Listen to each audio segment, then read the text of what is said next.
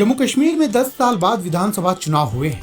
चुनाव नतीजे सामने आ चुके हैं। शुरुआती रुझानों में कांग्रेस और नेशनल कॉन्फ्रेंस गठबंधन को बढ़त मिलती दिखी, जो आखिर तक कायम रही। अब यह तय हो गया कि वहां की सत्ता नेशनल कॉन्फ्रेंस और कांग्रेस के हाथों में रहेगी। जम्मू कश्मीर में कई ऐसी विधानसभा सीटें हैं जिसकी काफी चर्चा होती रही। उनमें से एक लाल चौक विधानसभा सीट भी है। लाल चौक विधानसभा सीट पर नेशनल कॉन्फ्रेंस के उम्मीदवार शेख एहसान अहमद ने बाजी मार ली है। उन्हें 16,771 वोट मिले।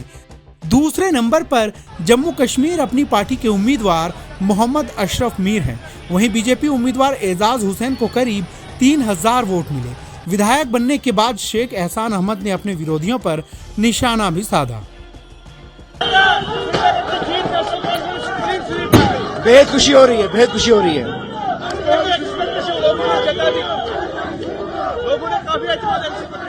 बिल्कुल, लोगों ने आज फिर एक बार साबित किया कि अगर कोई तंजीम है जिस पे सियासी तौर पर भरोसा कर सकती है, वो सिर्फ नेशनल कॉन्फ्रेंस है।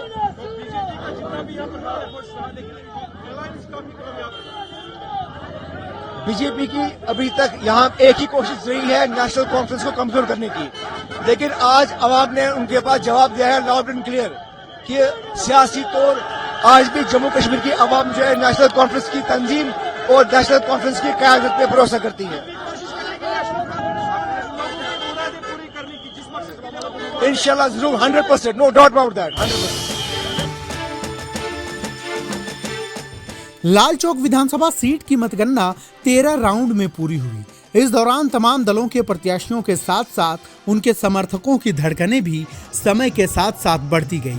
जब किसी दल का उम्मीदवार बढ़त बनाते दिखा तो उस खेमे में खुशी की लहर आ जाती, तो दूसरे दल के खेमे में मायूसी भी देखी जा सकती थी। लेकिन आखिर में जब फैसला आया तो वो नेशनल कॉन्फ्रेंस के पक्ष में गया। फारूक और उमर अब्दुल्ला की पार्टी के नेता शेख एहसान अहमद ने तमाम दावों को धत्ता बताते हुए इस सीट पर कब्जा जमा लिया। यहाँ बीजेपी के उम्मीदवार 5वें नंबर पर रहे। इसी इलाके से डीडीसी रह चुके हैं एजाज हुसैन। लाल चौक सीट से बीजेपी के उम्मीदवार एजाज हुसैन इसी इलाके से डीडीसी रह चुके हैं। उम्मीदवारी मिलने के बाद उन्होंने कहा था, मैंने इस निर्वाचन क्षेत्र के लोगों के लिए बहुत काम किया है। हम केवल वही वादे करते हैं जो पूरा कर सकते हैं। एक विधायक अनुच्छेद 370 को वापस नहीं ला सकता। हमारा घोषणा पत्र सरल है और यह कश्मीर के विकास और शांति के लिए काम करना है। बता दें कि इस सीट में मुस्लिम मतदाताओं की बहुलता है। बीजेपी ने यहां मुस्लिम उम्मीदवार देकर मुकाबले को दिलचस्प बना दिया था। कश्मीर की राजनीति में लाल चौक की अहमियत।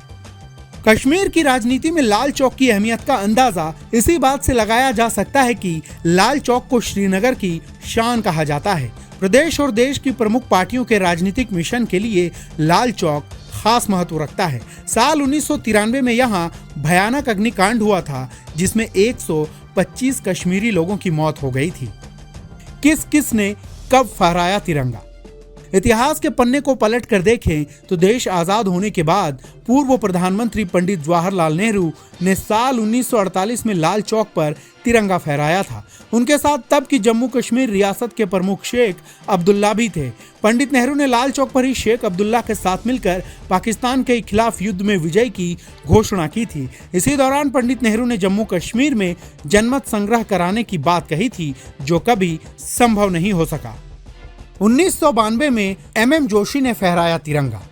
लंबे अरसे बाद साल 1992 में गणतंत्र दिवस के मौके पर बीजेपी नेता मुरली मनोहर जोशी की अगुवाई में लाल चौक पर तिरंगा फहराया गया था। तब देश भर में राम मंदिर आंदोलन जोरों पर था। दिसंबर 1991 से कन्याकुमारी से एकता यात्रा शुरू की गई थी। इस यात्रा में आज के प्रधानमंत्री नरेंद्र मोदी भी शामिल थे। झंडा फहराने वालों में नरेंद्र मोदी भी शामिल थे। लाल चौक का इतिहास। श्रीनगर के लाल चौक का नाम मॉस्को के रेड स्क्वायर पर रखा गया था। साल 1980 में यहाँ क्लॉक टावर का निर्माण किया गया था, जिसे घंटाघर कहा जाता है। इसका नाम लाल चौक रखने में वाम दल के नेताओं का अहम योगदान था। बाद में लाल चौक क्रांति और परिवर्तन का प्रतीक बन गया। इधर पूरे चुनाव नतीजों पर उमर अब्दुल्ला और फारूक अब्दुल्ला ने क्या कुछ कहा, वो भी सुनिए। 10 साल के बाद लोगों ने अपना एतमाद हमें दिया है और हम उम्मीद करते हैं, अल्लाह से मांगते हैं कि हम इनकी उम्मीदों पे पूरा कायम हों और इनकी मुश्किलें दूर कर सकें। यह हमारा पहला काम जो होगा। फारूक साहब ने कहा था कि बीजेपी को डिफेंड करने के लिए सिर्फ एनसी काफी है, कितना आज अपने मेहनत पर आप खरे उतरे, जो लोगों का सपोर्ट साथ में रहा? मैं समझता हूँ लोगों ने हमारी बात सुनी और उस पर एतमाद किया। मैं लोगों का बेहद मशकूर हूँ और उम्मीद करता हूँ कि हम उनकी उम्मीदों पे जो उन्हें हमें दिखाई हैं कि हम पूरा उतरे। जो उम्मीद आपको लोगों पर है, आपकी तरफ से कौन सा भरोसा आप दिलाना चाहेंगे लोगों को, जो मिजरीज हैं उनमें, जो शिकवे शिकायतें हैं उनको दूर करने? सबसे बड़ी चीज ये है कि जो दबाव है उस दबाव को हमने खत्म करना है। ये पुलिस राज नहीं होगा, ये लोगों का राज होगा। यहाँ जो बेगुनाह जेलों में बंद हैं उनके लिए हम कोशिश करें कि उनको निकालें। आपके मीडिया के लोग जो सच बोलने के लिए अंदर हैं उनको बाहर निकालेंगे कि सच कायम रहना चाहिए। सच ही हमें आगे ले जाएगा और मीडिया आज़ाद होगा इंशाअल्लाह, और मीडिया लिखेगा। मगर सिर्फ एक चीज़ मैं मीडिया से गुजारिश करूँगा, नफरतों को नहीं दिखाना है। हमने मोहब्बतें बढ़ानी है, हिंदू मुसलमान में एतबार पैदा करना है, वही सबसे बड़ी चीज़ है। जी हाँ, ये बहुत ज़रूरी है। इसमें मुझे उम्मीद है कि हमारे जो गठबंधन के लोग हैं, जो इंडियन अलायंस है, वो हमारे साथ इसके लिए बराबर की जंग लड़ेंगे कि स्टेटहुड जल्दी से जल्दी यहाँ पे वापस आया जाए। हरियाणा में कांग्रेस आज भी होगी। मुझे अफसोस है इस बात का, बेहद अफसोस है, क्योंकि वो जीतना हमें पूरा पता था वो जीतेंगे, मगर मेरे ख्याल से इंटरनल डिस्प्यूट जो उनमें थे उसने टोल दिखाया है। सीएम कैंडिडेट की सूरत में हम किसको देखेंगे?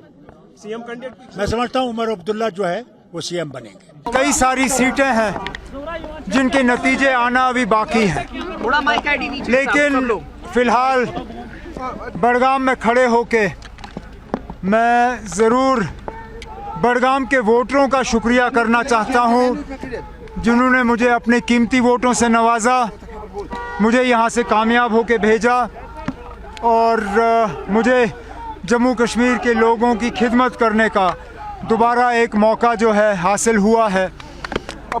जम्मू कश्मीर नेशनल कॉन्फ्रेंस को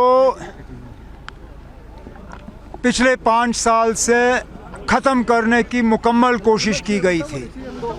यहाँ बहुत सी ऐसी तंजीमें खड़ी की गई जिनका मकसद था नेशनल कॉन्फ्रेंस को ख़त्म करना, लेकिन अल्लाह का फजल है कि जो हमें ख़त्म करने के लिए आए थे मैदान में, वो खुद ही मतलब उनका कोई नामो निशान नहीं रहा।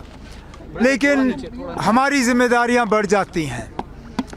अब हमारा फ़र्ज़ बनता है कि हम अपने काम के ज़रिए अपने आप को इन वोटों के काबिल और लायक समझें, जो कि अगले 5 साल के लिए हमारी मुकम्मल कोशिश रहेगी। महबूबा जी ने कांग्रेचुलेट किया है, आपको बधाई दी है जम्मू कश्मीर नेशनल कॉन्फ्रेंस और कांग्रेस को नई सरकार के लिए।